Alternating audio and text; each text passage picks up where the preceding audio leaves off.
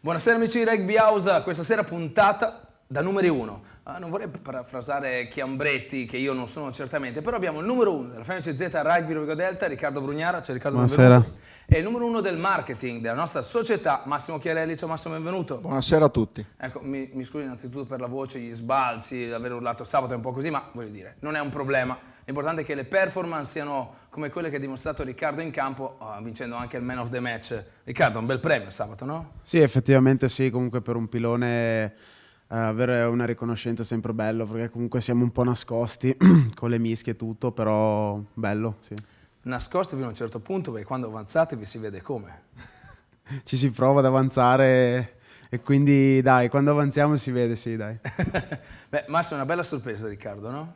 È stata una bella sorpresa, meritata, perché credo che dall'inizio del campionato abbia giocato veramente bene e penso che tutto il pubblico era d'accordo con la decisione dei giornalisti. Tanto lo standard di rendimento tuo Riccardo all'inizio stagione, a parte il fatto che per necessità o volontà hai giocato tantissimo, un minutaggio abbastanza ampio, insomma le tue performance sono sempre state molto positive e tutta la critica, che qui a Rovigo è abbastanza imponente, ha sempre apprezzato molto quello che hai fatto. Come ti stai trovando? No, molto bene, anzi un bel ambiente, comunque un livello che comunque un campionato... Ti aspettavi un livello del genere o no? Il Il livello sia di club sia di campionato? Forse no, anche perché comunque non avendoci mai giocato era comunque una cosa nuova per me e devo dire che mi ha sorpreso perché comunque tra giocatori che comunque hanno avuto comunque l'opportunità di giocare con Zebre, Treviso o comunque giocare in Pro 12 o anche altri campionati, comunque c'è dell'esperienza, c'è gente comunque fisica e quindi insomma mi sta dando da fare, ecco. Ecco, questa è una cosa sicuramente interessante. Ecco, volevo fare un passo indietro a sabato scorso, vittoria con Viadana, che oltre ad essere una vittoria importante per quanto riguarda ovviamente la classifica, è una vittoria importante per quanto riguarda il morale, la fiducia della nostra squadra, no? Sì, comunque veniamo da una partita contro Padova che non è andata come volevamo e questo comunque diciamo ci ha portato a migliorarci su quello che potevamo far meglio e usare di più la testa e comunque giocare contro una squadra come Viadana che appunto è molto fisica, è comunque una delle prime, è comunque un risultato che comunque dovevamo avere, insomma. Un pack molto pesante il loro. Sì, molto pesante, comunque erano tutti abbastanza grossi e questo in mischia si sentiva. Sentiva, si è sentito poi a un certo punto, Massimo, nel corso del match, soprattutto la mischia ordinata ha dato alla vittoria rossoblù. Sì, io ero tra il pubblico e abbiamo visto tutti quanti l'importanza della nostra mischia. È stato questo, diciamo, il motivo principale per cui abbiamo vinto, dopo naturalmente la prestazione di tutta la squadra. Devo dire che anche tra gli spettatori è stata una bella partita, una partita divertente, ci siamo divertiti, avevamo voglia di vedere anche questi cambiamenti di fronte, questo punteggio altalenante, è stata una partita che tutti quanti qui a Rovigo aspettavamo, è stata un bello spettacolo che speriamo sempre naturalmente vincendo, no? Che si ripeta anche in futuro. Ecco, mi leggo quanto stai dicendo tu Massimo, effettivamente il pubblico ha apprezzato molto e molti tifosi hanno definito questa partita la più bella sin qui disputata dalla squadra rossoblù. Massimo, Riccardo? Sì, certamente quella di Padova è da dimenticare. Diciamo quella con i georgiani, con i Batumi è stata una partita anche quella discreta, ci siamo divertiti anche guardando quella partita lì. Era una squadra molto tosta, no? E nessuno si aspettava che Rovigo poteva vincere. E il resto io non le ho viste perché ero via, però insomma non è stata, sicuramente questo non lasciamo perdere e direi che questa effettivamente è stata una partita che ha divertito tanto, abbastanza insomma il pubblico rodigino. Ecco, a livello morale, prendendo questi primi giorni che poi portano alla sfida con la Lazio di sabato prossimo, quindi fra 2 giorni, vi ricordo l'orario è alle 15, non più alle 16, cambiando l'orario cambiamo ovviamente anche noi, ha dato dei feedback, nel senso qualche conseguenza positiva, l'ha messa Cioè vi sentite un po' diversi rispetto alla settimana scorsa? Beh, diciamo di sì, comunque abbiamo usato più la testa, abbiamo sfruttato occasione per andare a 3 punti piuttosto che magari andare in touche, quindi questo ha portato il risultato a comunque 3 punti, 3 punti, 3 punti, può anche vincere una partita, quindi diciamo che magari anche il fatto di essere più fisici e a usare la testa, ma non nel senso letterale, di comunque prendere la partita comunque non effettivamente ad essere, diciamo, andare in touche o comunque fare le mischie, ma anche solamente a prendere 3 punti. Ecco. Quindi essere più pragmatici, più pratici, non usare troppo, anche perché c'è da dire che forse in questo periodo in cui qualcosa si sta vedendo, qualche miglioramento si sta vedendo, l'aspetto penal touche, drive mall non è ancora uno dei punti veramente di forza di questa squadra. Cioè nel senso non siamo ancora performanti come siamo in mischia ordinata, per cui lavorare su i piccoli step ci aiuta a portare a casa le partite. Sì, no? sì, esatto. Quindi comunque vediamo dall'inizio delle partite se la touche, se il drive della touche può andare, poi da lì ci lavoriamo sopra durante gli 80 minuti. Ecco. La touche però sta avendo delle buone percentuali nelle ultime 2 o 3 partite rispetto all'inizio, perché sia Padova che sabato forse è stata una sporcata, una persa, qualcosa del genere, niente di esagerato. Ma siamo una squadra che comunque a livello di pubblico, a livello di sensazione generale, pian piano sta ottenendo qualche credito in più. Beh, diciamo che come gruppo marketing abbiamo lavorato molto quest'estate e credo che abbiamo raggiunto dei buoni obiettivi con più di 550 abbonamenti venduti. Credo che forse è la squadra che ha un ottimo risultato a livello di eccellenza da questo punto di vista. Piano piano adesso però inizia la stagione invernale, quindi dovremmo trovare delle soluzioni o comunque delle proposte per far sì che gli spettatori vengano con più frequenza. Naturalmente il gioco espresso della squadra è la prima cosa, perché quando la squadra gioca bene gli spettatori vengono, sono curiosi di vedere un bel gioco, ma anche le attività che magari sono a corollario della partita pomeridiana. Abbiamo iniziato quest'anno, anche un po' l'anno scorso, ma quest'anno in modo particolare, questa collaborazione con Five Days Fa. Qualcuno si sarà accorto che giravamo per le tribune, poi alla fine della partita gli amici appunto di Five Days Fa che offrivano castagne che poi andavano tutte in beneficenza per le loro attività. Sono finite subito? Sono finite subito, infatti anche il prossimo sabato ci saranno ancora loro, perché insomma è stato un bel successo, una bella idea.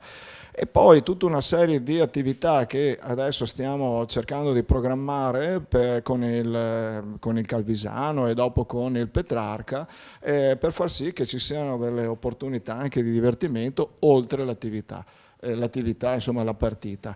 Interessante, abbiamo iniziato sabato scorso e ci sarà anche sabato prossimo con il Mogliano, mi sembra, l'Under... il Lisbona? Il 9 dicembre, 9 dicembre, ecco, 9 dicembre con il Lisbona.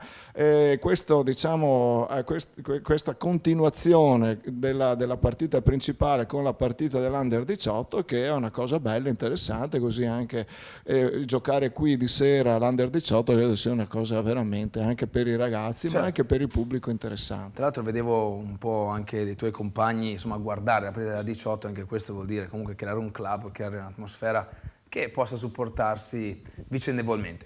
Andiamo a vedere quanto è successo col Viadana e poi entriamo nella sfida con la Lazio parlando ancora di quello che è ovviamente la quotidianità di questo club, di questa squadra e con le nuove idee legate anche al marketing. Ritorna protagonista al campionato d'eccellenza dopo 2 turni europei al Battaglini di Rovigo di Scena, la 4ª giornata del massimo campionato nazionale di rugby, FMCZ Rugby Rio Delta Rugby Viadana. Ciao Antonio, benvenuto. Ciao, buon pomeriggio e buon rugby. Apertura, diciamo, è arrivato 20 giorni fa, che infila l'H, per cui Viadana avanti di 3 punti allo stadio Mario Battaglini. Leo Mantelli finta di calciare, poi va a muovere Jordan Davis, anche lui così. Denis Majstorovic, punta Grigolon, riesce ad andare via Grigolon, Majstorovic pesta sui piedi, va a puntare anche Spinelli, la pulizia dei bersaglieri, Leo Mantelli. Bravo. Era giusta l'idea di Mantelli, perché su un'azione avanzante così con la difesa che diciamo sui talloni bisogna veramente continuare ad attaccare lì prima che si riorganizzi. Vantaggio rossoblu nel frattempo, Robertson Wipu, Jacques Monberg, sale Silva, attenzione al largo, Massimo Cioffi prova a far strada per PJ Parker allo scontro, riesce ad andare oltre Biondelli, palla che sembrava uscita contro l'arco del Viadana ma si ritorna sul punto precedente. La concentrazione di Leo Mantelli, è centrale la posizione, ex Pampas, tra l'altro questo giocatore ha giocato alle Olimpiadi a Rio. Vediamo ancora i gialloneri con Bergonzini, riesce a rompere un placcaggio, mani in faccia Bergonzini, meta, troppo facile. A metà del primo tempo insomma è un calcio importante. De Marchi alla presa, ultimo blocco, PJ Parker in corsa, l'inglese Mette la partita sui binari giusti per Rovigo. riesce a sfondare pochi metri la linea di meta. Chillona per Ortiz, fa strada il veneziano, però non definitivamente. Ancora Rovigo, un po' di confusione, non c'è una palla. Si riparte con un treno. Sì, è ancora PJ Parker a prestare sui piedi. C'è tra l'altro tutto il lato destro dell'attacco del Rovigo completamente sguarnito. Adesso Barion va a coprire un po' questo lato e potrebbe essere anche una buona soluzione. De Marchi di forza, forse tenuto su, riesce a tenerlo, vale per Leo Mantelli, la meta del Rovigo che si appresta alla trasformazione, la mette dentro. Un paio di giocatori che sono rimasti a terra anche nell'azione precedente e anche in questo momento. Stavolta è completa linea di salto, De Marchi a una mano, va giù, la giocano con Brugnara che prova lui, piede perno del mantovano ex Leicester, pick and go di Matteo Ferro, a far guadagnare metri. De Marchi per Ortiz, molto bene stretta questa giocata, Leo Mantelli prova a distendersi, Denis Majstorovic riesce a eludere la presa di Spinelli, la meta Denis Majstorovic, massimo campionato di rugby italiano. Mantelli non c'entra i pali, per cui si conclude il primo tempo. Rovigo contro Paese, intanto Rojas prende la rincorsa, infila l'H, stappa Brandolini, c'è la spinta al Chillon, parte Alberto Chillona, non riesce a toccare in meta, c'è un altro vantaggio per Rovigo, ci provano con gli avanti i rossoblu. Alberto Chillon prende palla in mano, muove la Vale, basta spostarla. Eccolo Denis Majstorovic per Guido Bariona, trova l'interno, va a cercare anche il centro dei pali, la meta della FMCZ Rugby Rovigo Delta. Leo Mantelli prende la rincorsa, non impossibile la trasformazione, quello che è l'equilibrio di questo match. Introduzione Rovigo, palla a tre piedi di Matteo Ferro, c'è ancora avanzamento, altro calcio di punizione, non sempre semplice, l'ha messo un po' in discussione. Leo Mantelli alta, ben diretta, con i giocatori pesanti che si ritrova. Grigolona, grande ball carrier, la meta di Grigolona, scavalcare Rovigo, la rincorsa dell'argentino, pallo esterno e fuori, l'introduzione di Chillon, la spinta di Rovigo, il pallone tra i piedi di Gullo Zanini, calcio di punizione del quasi 21enne pratese, cade l'ovale, per cui si presta a metterlo a posto. Problemi di timing. Mantelli, parte il calcio di Mantelli, sale l'urlo dell'Acquaglio, buona spinta di Viadana in questo caso, bravo Chillona a pulire. Leo Mantelli probabilmente se ne va fuori. Finisce il match con la vittoria della FMCZ Rugby Rovigo Delta.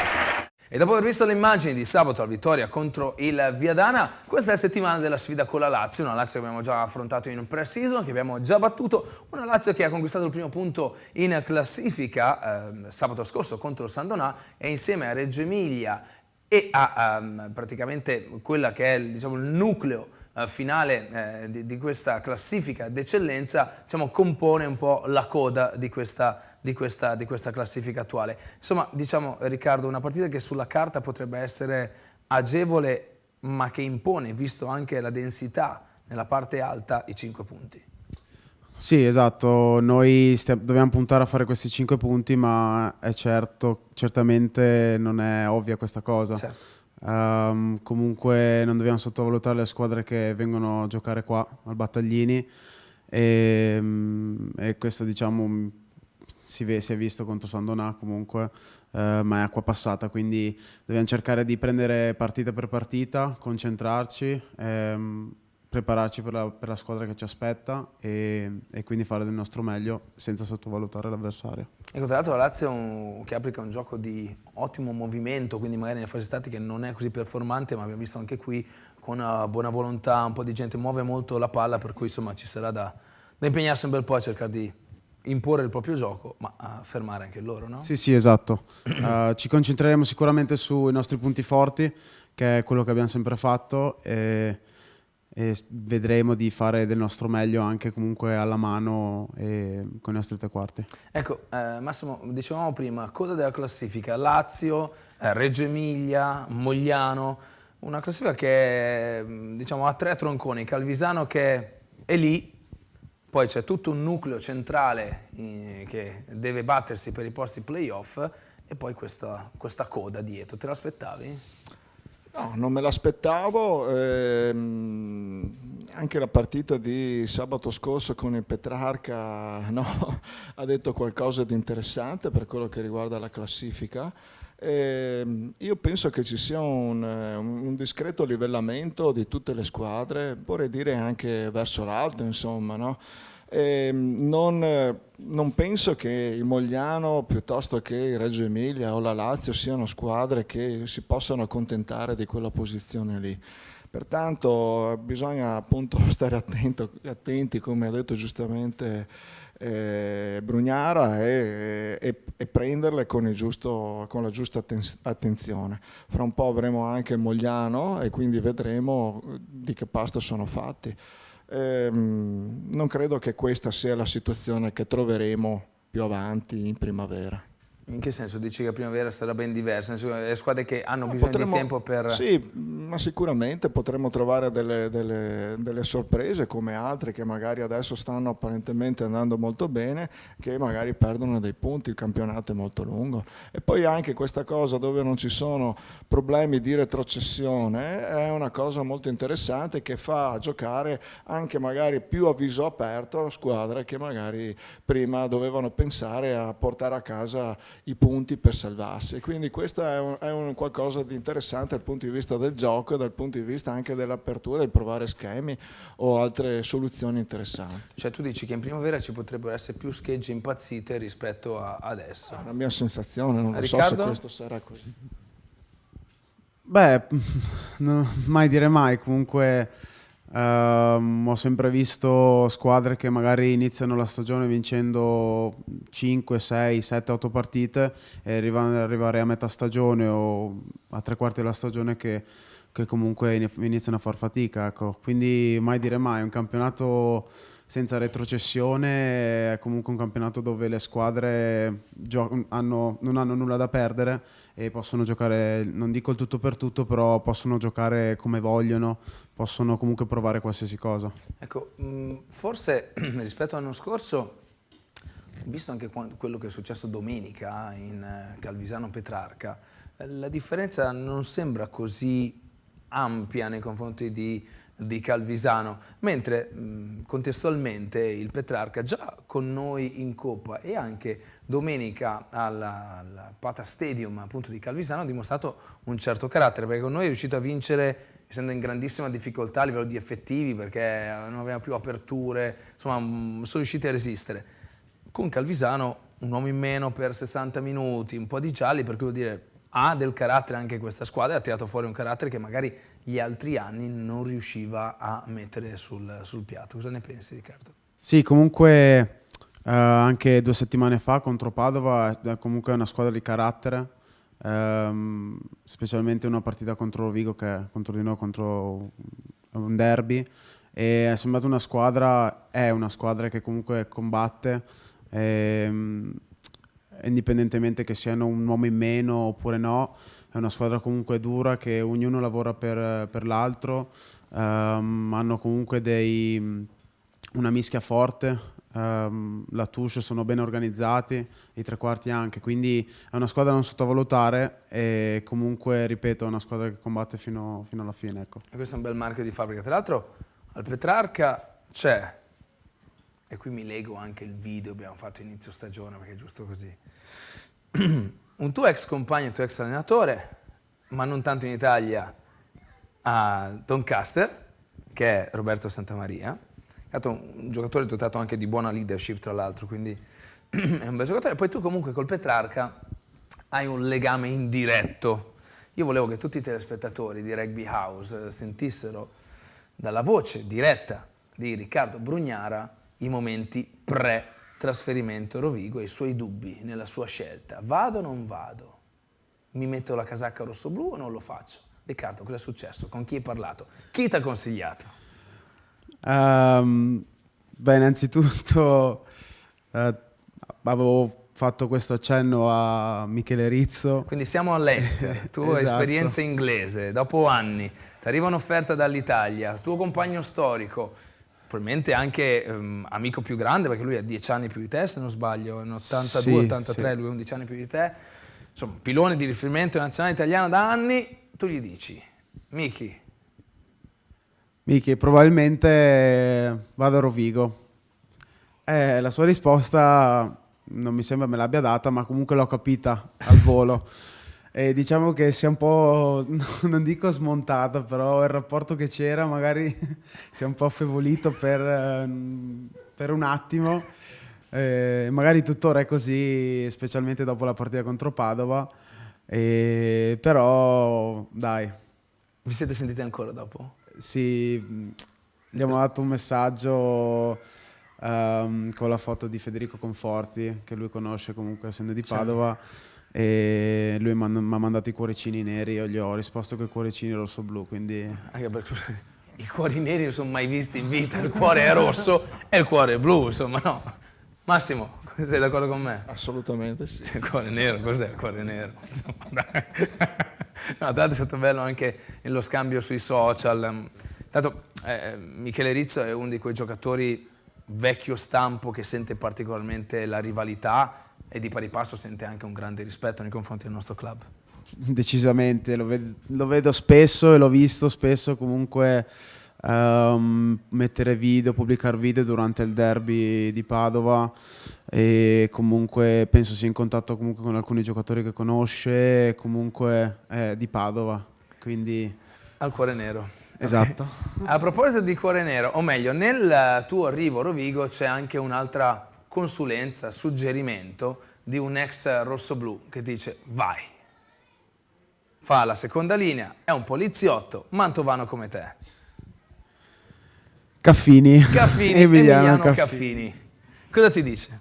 No, comunque era la prima volta che ci giocavo, diciamo, non mi piace dire contro, però che giocavamo sullo stesso campo con diverse maglie.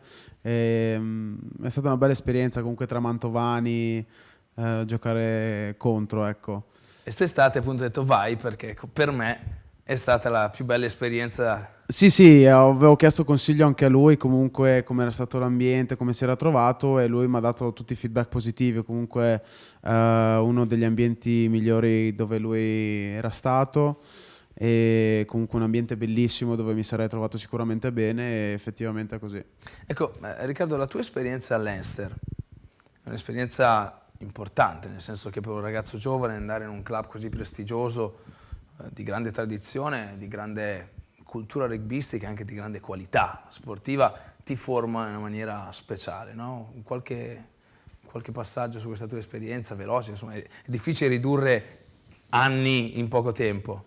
Beh, innanzitutto è un ambiente dove si ha gente internazionale, giocatori internazionali, e specialmente per il mio ruolo credo sia stato una squadra dove c'erano giocatori comunque di livello come Dan Cole, Marco Zajersa o Michele Rizzo, e comunque sono giocatori che hanno imparato tanto e hanno tanta esperienza. Ecco, allora facciamo una cosa, visto che questo punto di Leicester lo voglio approfondire un po' di più, facciamo una cosa, andiamo a vedere tutte quelle che sono le news che arrivano dagli altri campi del campionato d'eccellenza e poi rientriamo, parliamo di Leicester, parliamo ancora di marketing, parliamo anche dei tifosi che vogliono porre qualche domanda a Riccardo Brugnara. Ultima partita in casa prima della sosta per i test match della nazionale per le Fiamme Oro Rugby, che a Ponte Galeria ospitano il Petrarca Padova in un match che sa di playoff. Una vittoria dei Cremis infatti permetterebbe alla squadra di Guidi di fare un enorme balzo in classifica e tornare a pieno alla lotta per il quarto posto. Non saranno della partita sicuramente Simone Favaro, che sarà impegnato con i Barbarians contro la Nuova Zelanda dopo l'esperienza con il World 15 della settimana scorsa contro il Giappone, e mancherà anche Licata, che sarà probabilmente impegnato con le Zebre. L'appuntamento è per sabato alle ore 15 alla caserma Gelsomini, una partita da seguire fino alla fine, una partita che secondo me si deciderà agli ultimi minuti, e vediamo se le Fiamme Oro riusciranno a confermare quanto di buono fatto contro il Reggio. La quinta giornata del campionato nazionale eccellenza mette di fronte prima e seconda della classifica, rispettivamente Calvisano e Viadana, che si affronteranno sabato allo Zaffanella in terra mantovana. I padroni di casa di Viadana sono reduci dalla sconfitta per 28-24 contro Rovigo al Battaglini, un match che ha dato delle preziose indicazioni a coach Pippo Frati, soprattutto per quanto riguarda la possibilità della sua squadra di raggiungere i playoff a fine stagione. Calvisano è invece reduce dalla quarta vittoria stagionale su 4 partite, ma la prima senza punto di bonus offensivo. Contro Padova il match è stato caratterizzato da molte interruzioni e da tanti cartellini, e la parola d'ordine per la squadra di coach Brunello è quella di ritrovare continuità nel gioco e nel ritmo gara. Per quanto riguarda Viadana, questo sarà il secondo appuntamento del trittico di fuoco che vede i mantovani affrontare Rovigo sabato, invece Calvisano, e a seguire le Fiamme Oro.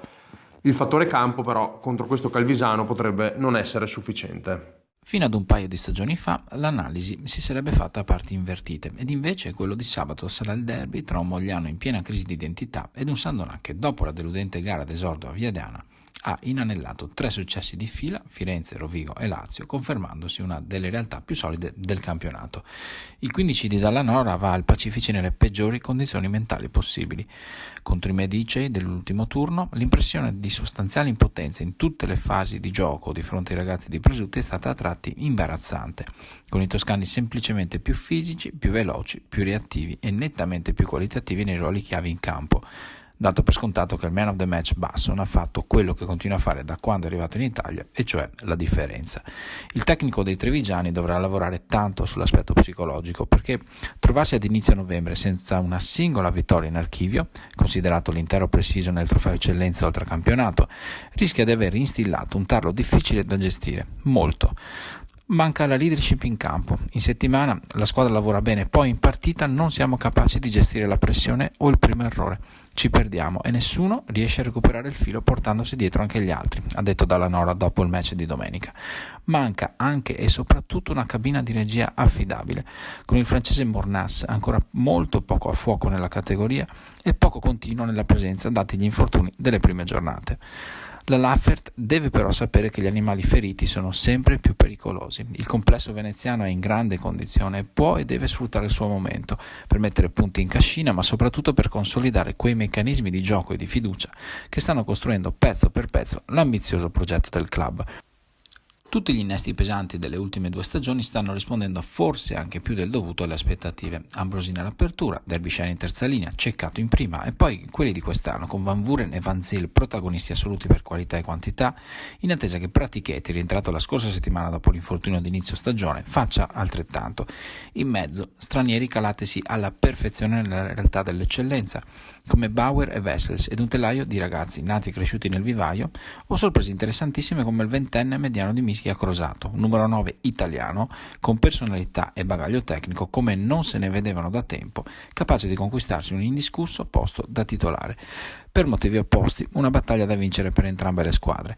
Divise sul campo, ma unite da valori condivisi, presentano prima del kick-off l'iniziativa Tempo Zero per Alessio, che per tutta la stagione vedrà la Clubhouse Andonatese organizzare il pranzo prepartita dedicato ai tifosi, una cospicua quota del cui ricavato andrà a sostenere il piccolo rugbista Alessio Carrel, rimasto orfano di tutta la famiglia nella tragedia della Solfatara di Pozzuoli.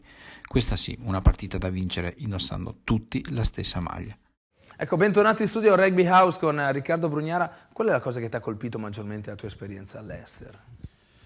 Innanzitutto come era gestito l'ambiente, quanto tempo veniva speso per assicurarsi che l'ambiente, partendo dalle semplici scudi o i sacconi al reparto di fisioterapia, fosse al meglio.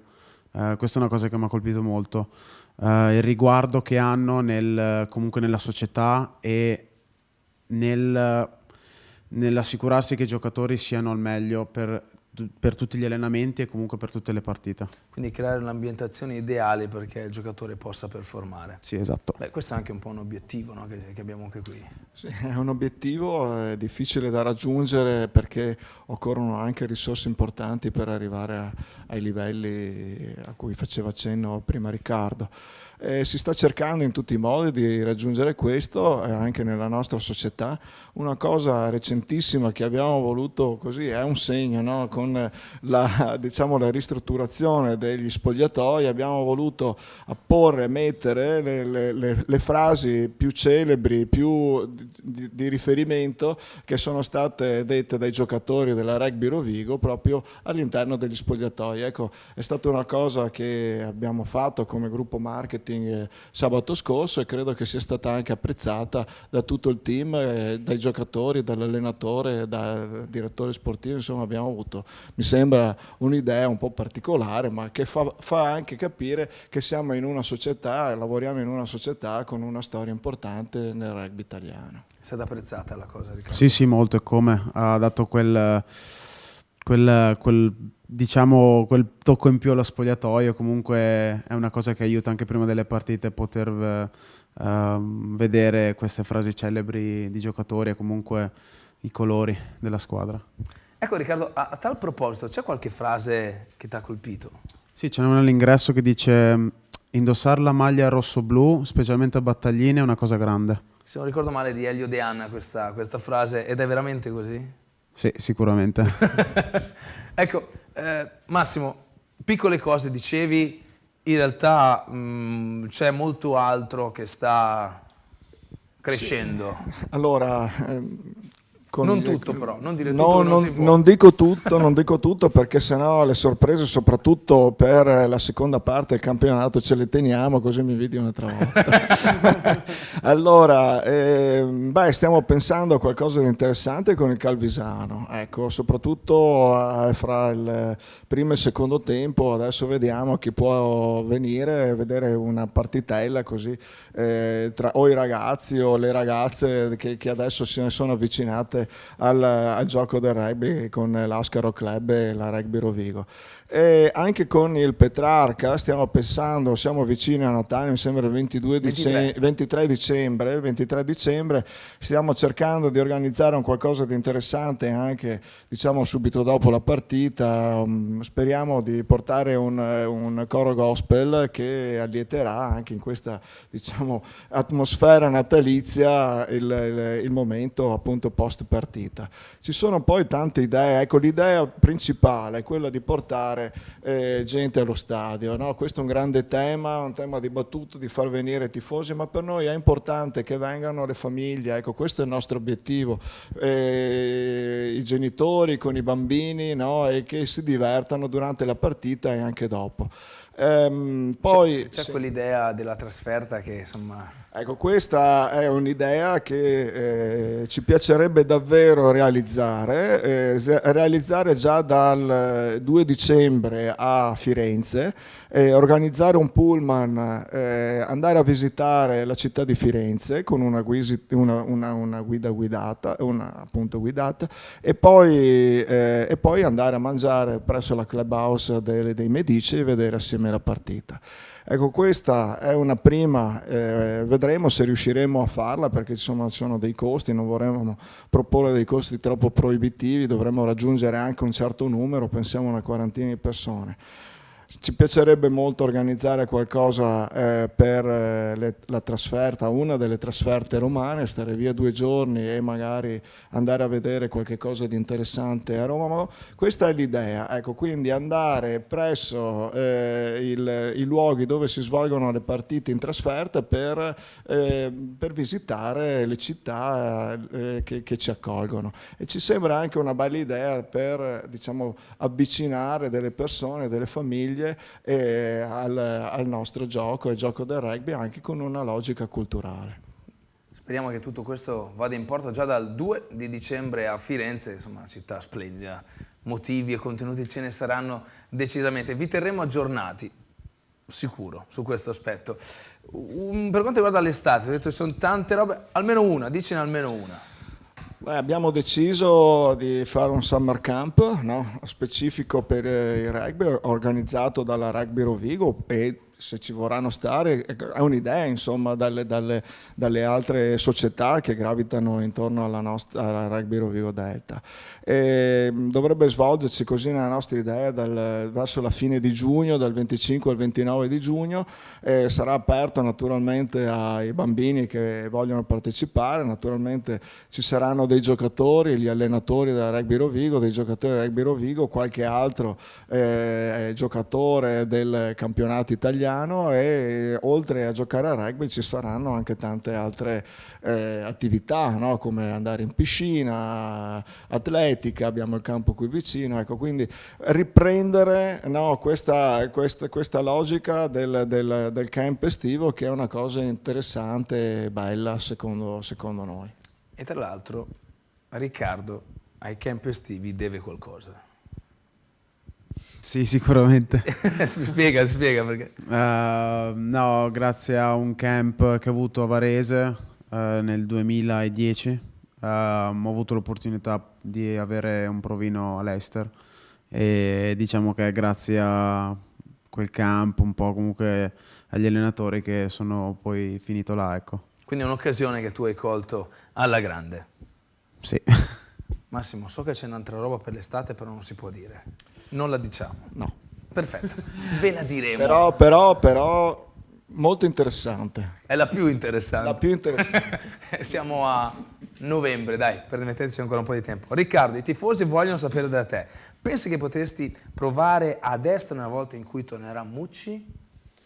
È Marco che lo chiede. Ciao Marco, ho avuto l'opportunità di giocare a destra l'anno scorso con l'Afpra, con la squadra in prestito, e non so, io sono pilone sinistro, ma mi adatto, comunque faccio quello che posso, ma diciamo che non ho questa esperienza a destra, ma potrei, se c'è bisogno, giocare a destra.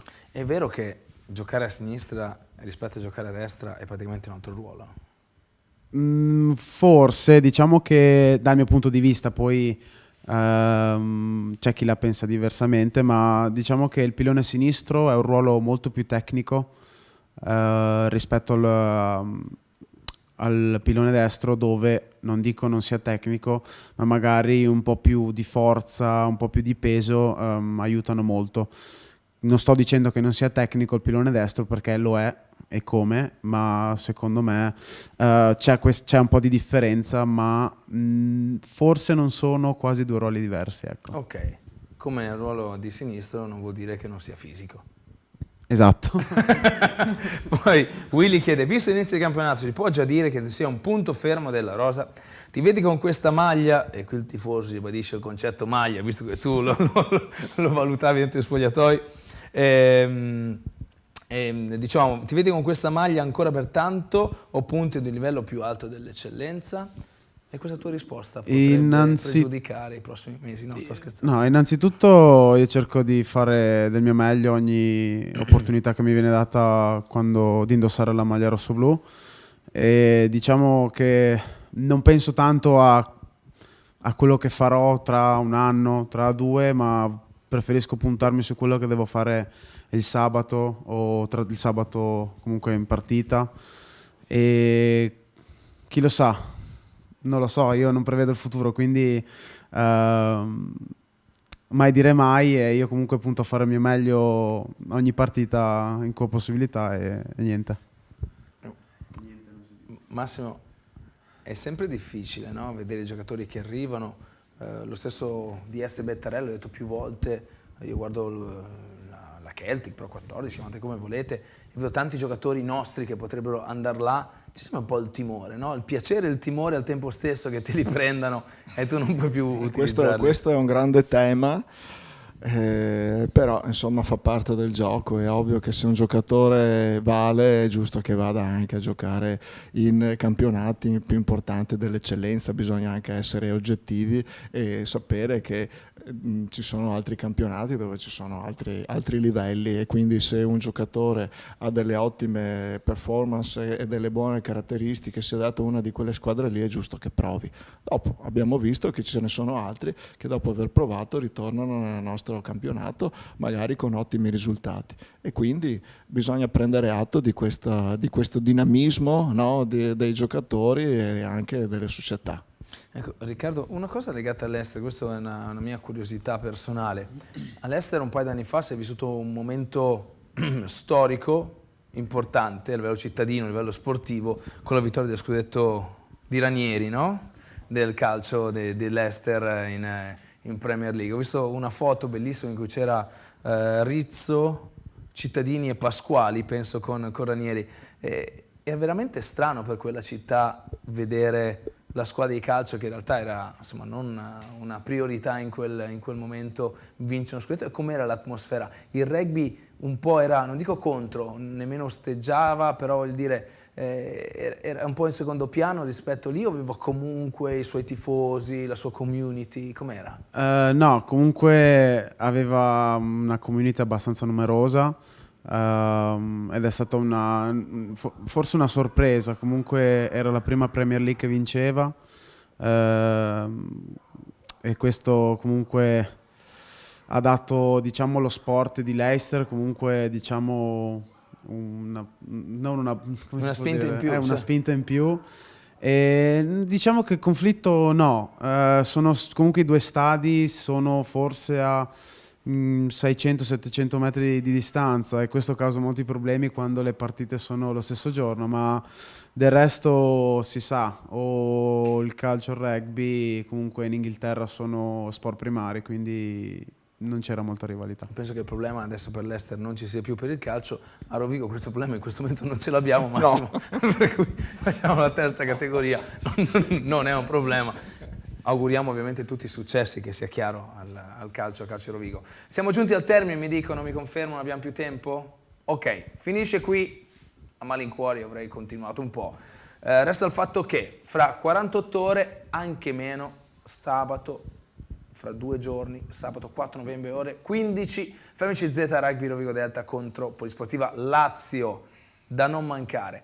Bersagliotto Land attivo, Caldarroste Vino attivo. Tra l'altro attiva sarà la mostra di Mondovale, dalle origini del rugby a Rovigo fino al primo scudetto, per cui il range è 1935-1951, una mostra molto bella che è già stata esposta durante la fiera rodigina e è stata richiesta tantissimo, per cui Massimo e il gruppo marketing hanno deciso di dare la possibilità a tutti i tifosi di visitarla anche qui al Tempio del Rugby Italiano. Cosa importante, sempre legato a Mondovale, a collaborazione con la FMCZ Rugby Rovigo Delta, praticamente giovedì prossimo, più o meno in contemporanea a Rugby House, anche se non la guardate quella volta in TV, lo guardate su YouTube, non è un problema, ci sarà la presentazione del documentario chiamato Dino, dedicato a Davide Dino Lanzoni, la nascita di questo movimento rugbyistico così importante nella nostra città, all'Archivio di Stato alle 21:15, per cui un'altra occasione per conoscere la storia e essere sempre più vicini e legarsi ancora di più a questo club e a questi colori.